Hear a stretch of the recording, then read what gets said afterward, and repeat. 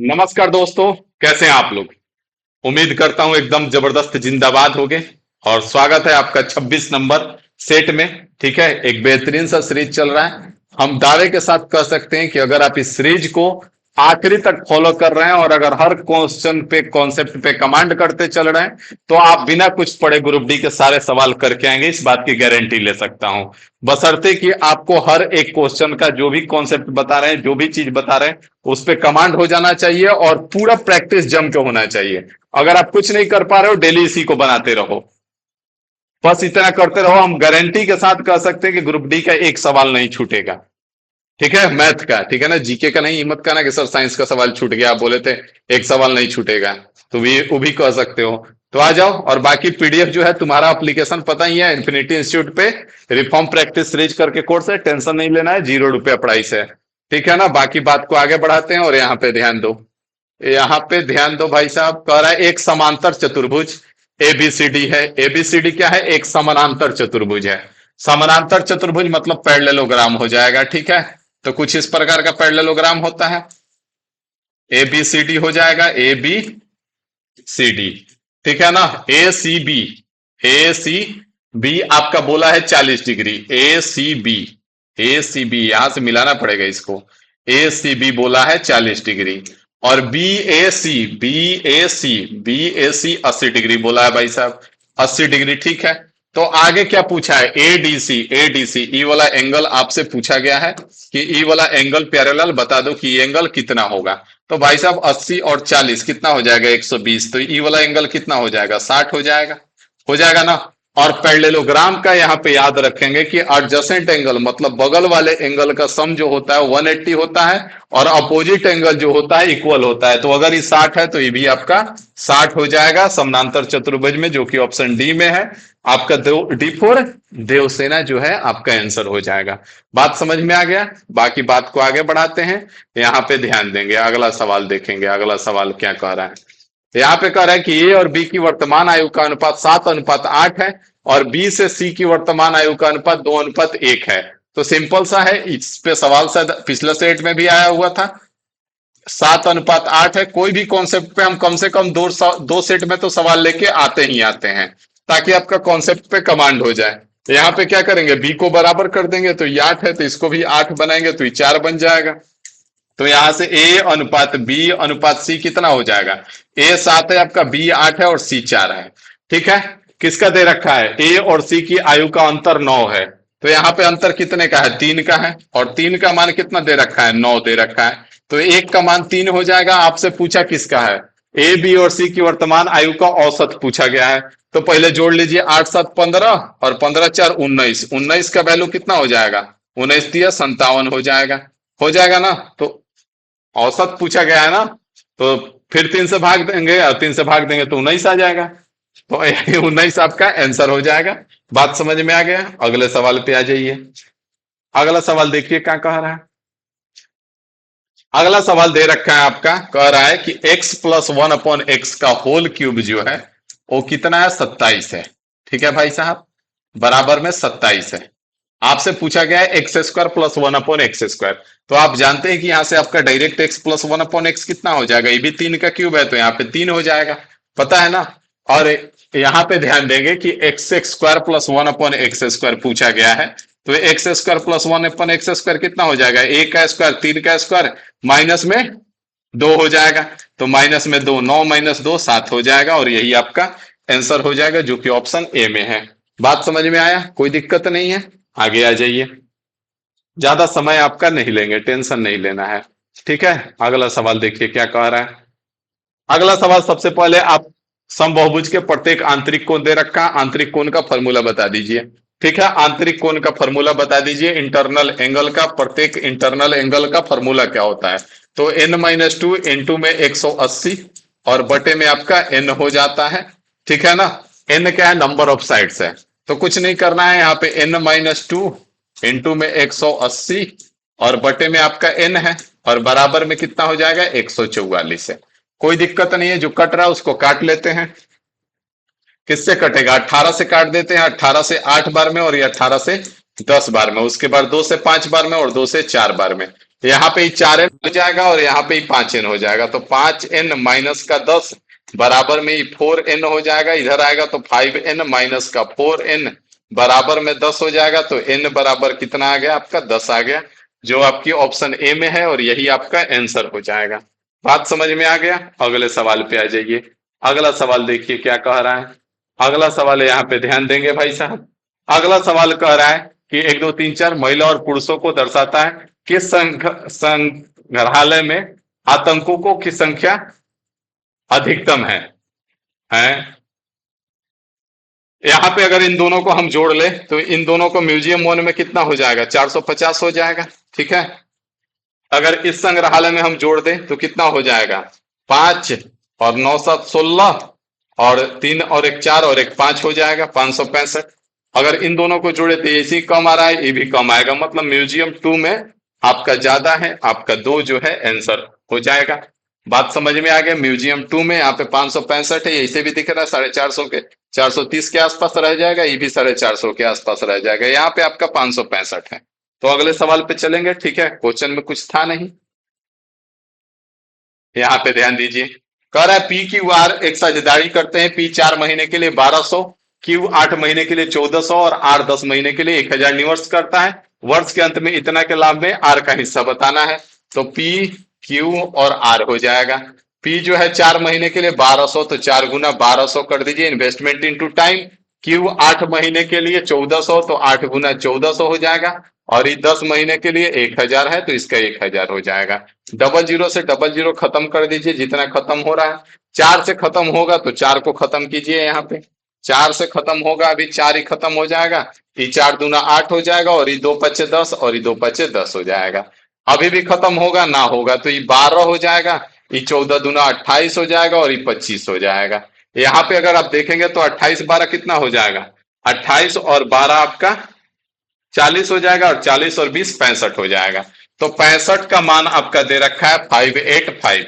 आपको बताना है 25 का मान। तो 13 से अगर काटे तो 13 से काट देंगे, 13 से 5 बार में, और 13 चौका 52, और 13 पच्चे 65। 25 का मान निकालना है, तो 25 का मान कितना हो जाएगा, 225 हो जाएगा।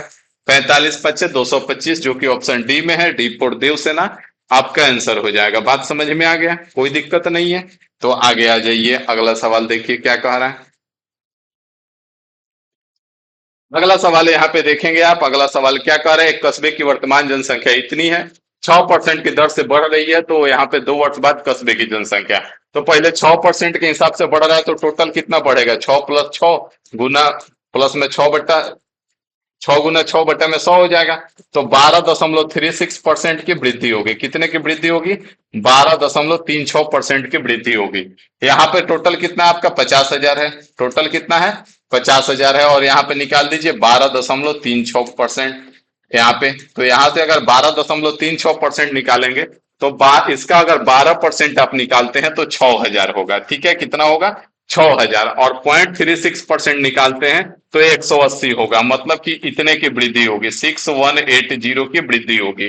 तो 56180 जो कि ऑप्शन ए में है, यही आपका आंसर हो जाएगा। थोड़ा सा आपको भी दिमाग लगाना पड़ेगा, नहीं तो प्रॉपर निकालते चलेंगे, गुना भागा करते चलेंगे, कुछ नहीं मिलेगा। तो आगे आ जाइए। यहाँ पे अगर इसको बनाना भी है तो आप यहाँ पे ध्यान दीजिए, इसको हटा दीजिए, बटे में 100 हो जाएगा। यहाँ पे 1 2 3 4 और 1 2 3 4, यहाँ पे गुना कर लीजिए, 6 × 5 = 30 का 0, बच गया आपका कितना 3, 5 × 3 = 15, 3 × 18 का 8, बच गया कितना 1, और 12 × 5 = 60 और 1 × 61, इतने की वृद्धि होगी। पहले कितना है, इतना था, जोड़ दीजिए, आ जाएगा आंसर। अगले सवाल पे आ जाइए फटाफट। अगला सवाल देखिए क्या कह रहा है। अगला सवाल यहाँ पे देखेंगे आप। अगला सवाल क्या कह रहा है, अगला सवाल कह रहा है दो दोस्त ए और बी एक्स और वाई स्थानों से निकलते हैं जो कि 390 किलोमीटर दूर है। यदि वे क्रमशः 5 और 8 किलोमीटर प्रति घंटे की गति से विपरीत दिशा में चल रहे हैं, तो वे एक दूसरे को कितने समय में पार करेंगे। तो कुछ नहीं है, यहाँ पे डिस्टेंस 390 है, और जब विपरीत दिशा है तो यहाँ पे 5 और 8 13 हो जाएगा, 13 × 3 = 39, 30 घंटा बाद ये दोनों एक दूसरे को पार कर लेंगे। तो 30 घंटा आपका C4 सोना जो है आपका आंसर हो जाएगा। बात समझ में आ गया? यहाँ पे विपरीत दिशा है तो दोनों को जोड़ देंगे, डिस्टेंस अगर यही रहता है समान दिशा में, तो समान दिशा में 8 और 5 का अंतर ले लेते हैं। ठीक है, अगले सवाल पे आ जाइए। अगला सवाल देखिए यहाँ पे क्या कह रहा है, ए बराबर 60 है, बी बराबर 30 है, तो टेन ए माइनस टेन बी बटे में 1 + 10 ए इंटू टेन बी पूछा है। तो यहाँ पे टेन ए का मान, टेन 60 का मान √3 हो जाएगा, और टेन 30 का मान 1/√3 हो जाएगा, और यहाँ से 1 में टेन है 60, तो 60 का मान √3 हो जाएगा, और इंटू में 1/√3 हो जाएगा। ठीक है, कोई दिक्कत नहीं है, ये तो खत्म हो जाएगा। यहाँ पे 3 - 1 2/√3 आ जाएगा, ऊपर में 2/√3, और नीचे में 1 + 1 2 हो जाएगा। तो यहाँ से 1/√3 आपका आंसर हो जाएगा, ये जो है 2 है, और नीचे √3 आ जाएगा, 2 से 2 खत्म, 1/√3 आपका आंसर हो जाएगा। तो यहाँ पे आप थोड़ा सा याद कर लीजिए, tan 30 का जो वैल्यू होता है वो आपका 1/√3 होता है। इसी तरह करके याद हो जाएगा धीरे धीरे। ऐसे तो आपको एक बार में पूरा याद कर लेना चाहिए, लेकिन नहीं कर रहे हैं तो कम से कम इतना इतना करते चलिए।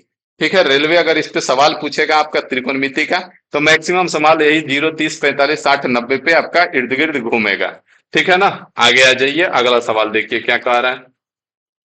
अगला सवाल आपका कह रहा है, किसी टावर के आधार के 50 मीटर की दूरी से टावर का उन्नयन कोण 30 डिग्री है। यहाँ पे आपको बताए हैं कि यहाँ पे ये जो दे रखा है आपका 50 मीटर दे रखा है, कितना दे रखा है, आधार से 50 मीटर की दूरी, ई जो है आपका 50 मीटर है, और उन्नयन कोण ई 30 डिग्री दे रखा है। जब ई 30 है तो ई 60 हो जाएगा, 30 के सामने 1 होता है, 60 के सामने √3 होता है।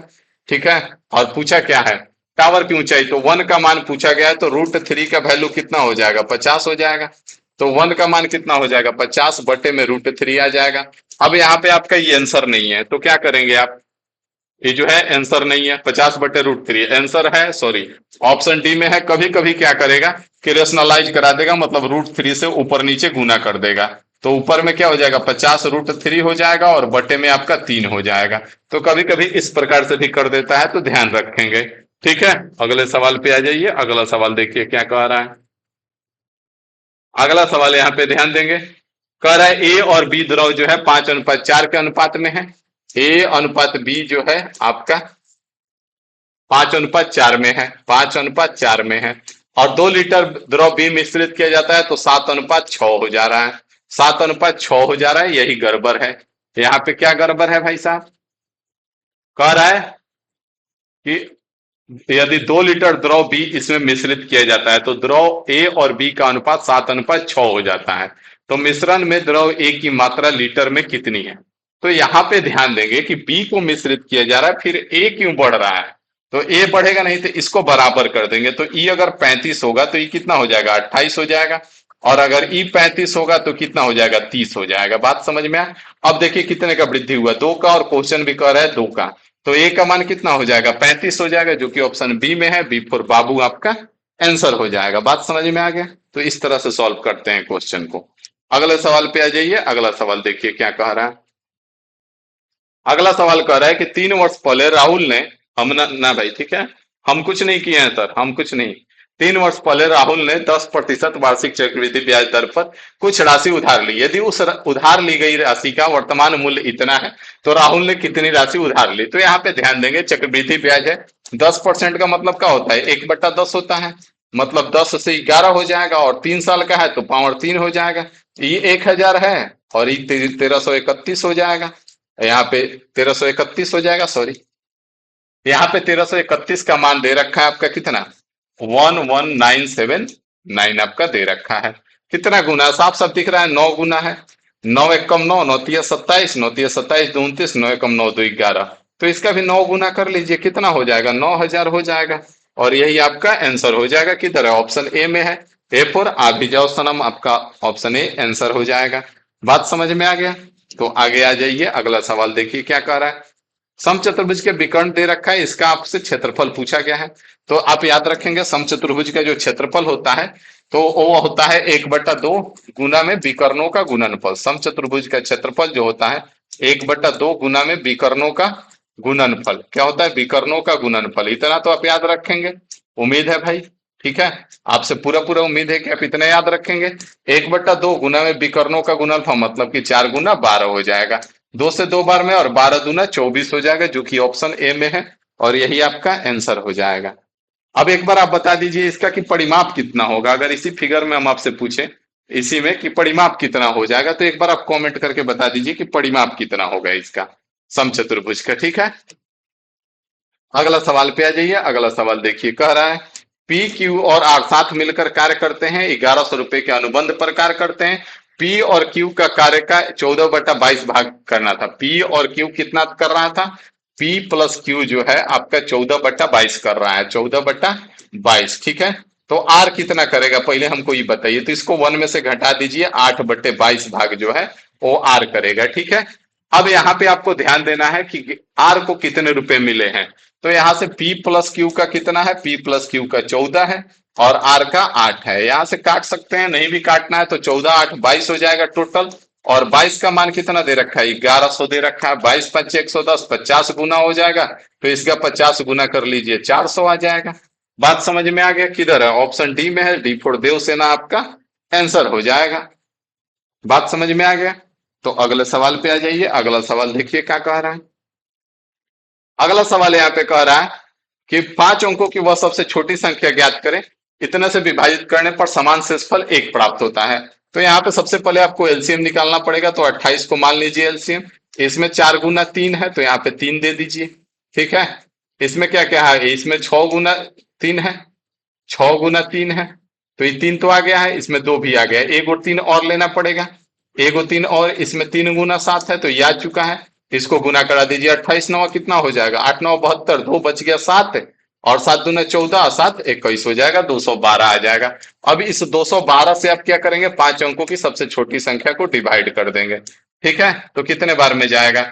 4 बार में लेके चल जाइए, सीधा सीधा 4 बार में लेके जाएंगे तो 2 चौका 8, 4 और 2 चौका 8 हो जाएगा।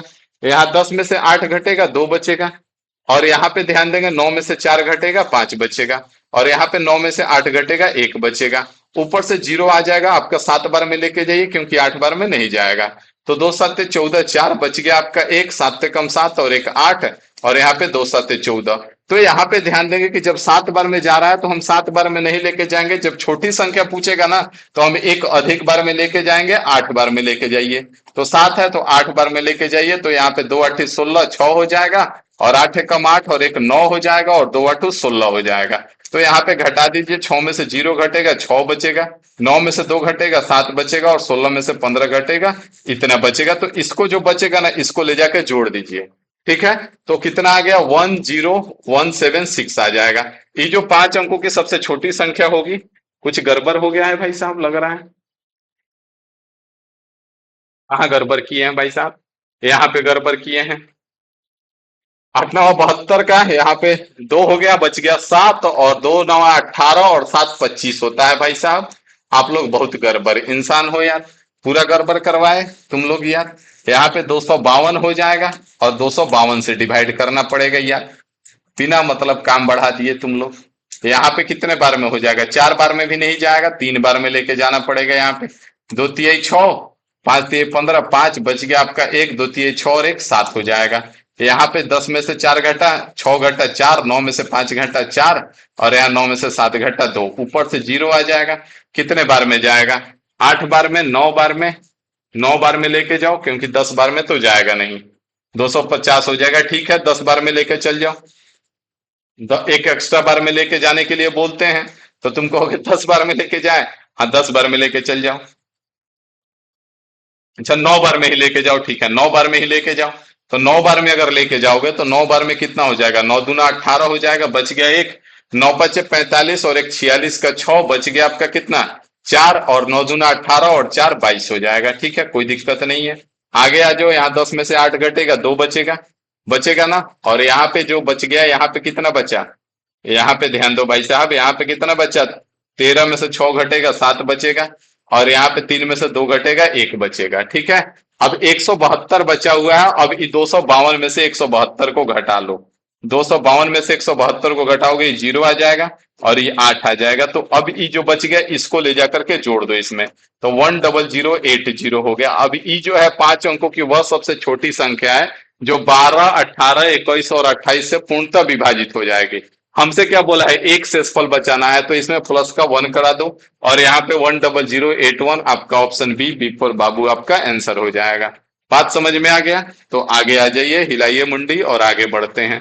अगला सवाल देखिए क्या कह रहा है। एक परीक्षा में 45% छात्र, इतिहास में 60% छात्र हिंदी में उत्तीर्ण हुए, यदि 8% छात्र दोनों विषयों में अनुत्तीर्ण हुए, तो यहाँ पे पहले तो सिंपल सा है कि टोटल पास कितने हो जाएंगे। तो टोटल पास जो होंगे, टोटल पास भाई साहब ये हो जाएंगे 100 - 8 92% हो जाएंगे। ठीक है, यहाँ पे ध्यान दो कि कुछ फिगर इस प्रकार से हो जाएगा। ये हिस्ट्री का है, ये हिस्ट्री हो गया इतिहास का, ठीक है, और ये हिंदी का हो जाएगा, ये हिंदी में है। ठीक है, यहाँ पे 45 है और यहाँ पे ये टोटल 60 है। यहाँ पे इसको नहीं लिखेंगे, यहाँ पे 45 और यहाँ पे 60, ये तीनों को फिगर के मिला करके हमारा कितना है, यहाँ पे 92 है। तो इसको मान लेते हैं कि ये x है। तो ये कितना हो जाएगा, 45 - x हो जाएगा और ये 60 - x हो जाएगा। तीनों को जोड़ने पे कितना आना चाहिए, 92 आना चाहिए। बस x का मान निकाल दो, बस x का मान निकाल देना है आपको। x का मान यहां से आ जाएगा आपका कितना, तो यहाँ पे 92 हो गया। x खत्म, x को उधर लेके चल जाइए, 92 को इधर लेके आ जाइए, 60 40 105। तो x बराबर 105 माइनस का 92 कर दीजिए, तो कितना हो जाएगा, 13 हो जाएगा ना। तो 13% छात्र दोनों में है। यही पूछा आपसे कि दोनों में कितने उत्तीर्ण हुए हैं, तो 13% छात्र जो है दोनों में उत्तीर्ण हुए हैं। बात समझ में आ गया। तो आगे आ जाइए, अगला सवाल देखिए क्या कह रहा है। अगला सवाल कह रहा है यहाँ पे कि यहाँ पे ए और बी का महत्तम समापवर्तक जो है, ए और बी का महत्तम समापवर्तक आपका 25 है और सी और डी का महत्तम समापवर्तक 32 है भाई साहब। तो ए बी सी डी का महत्तम समापवर्तक आपको बताना है कि ए बी सी डी का। तो भाई साहब इसको देखेंगे तो ये 5 × 5 है और इसको देखेंगे तो ये 2 का पावर 5 है। तो इसमें कोई कॉमन है ही नहीं, तो ए बी सी डी का महत्तम समापवर्तक आपका 1 हो जाएगा। ए बी सी डी का महत्तम समापवर्तक कितना हो जाएगा आपका, ए बी सी डी हो जाएगा। बात समझ में आ गया। आगे बढ़ा जाए, कोई दिक्कत नहीं है कि कोई समस्या है, नहीं है सर जी। तो आगे बढ़ जाते हैं, यहाँ पे आगे आ जाइए। अगला सवाल देखिए क्या कह रहा है। अगला सवाल यहाँ पे देखेंगे। अगला सवाल कह रहा है कि अंजलि ने अपने वेतन का 45% खरीदारी पर व्यय करने का फैसला किया। अपनी खरीदारी पूरी करने पर उसे एहसास हुआ कि उसने ने केवल इतना रुपया व्यय किया है जो कि उसके द्वारा तय किए गए व्यय का 60% था। तो वेतन वेतन पूछा आपसे, तो मान लेते हैं कि एक्स जो है वेतन है।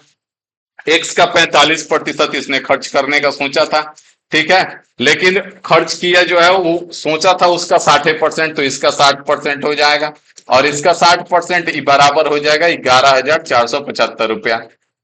ठीक है, बस यहाँ एक्स का मान निकाल देना है आपको। फटाफट आ जाइए, निकालते हैं। किससे काटें, 20 से काटते हैं 3 बार में और 20 से 5 बार में, 5 से ही 9 बार में। ठीक है, अब इसको 9 से डायरेक्ट काटते हैं, 5 4 9, 9 से कटेगा। 9 एकम 9, 2 और 4, 9 एकम 9, 9 दूना 18, 6 और 7, 9 सत्ते 63 और 9 पचे 45।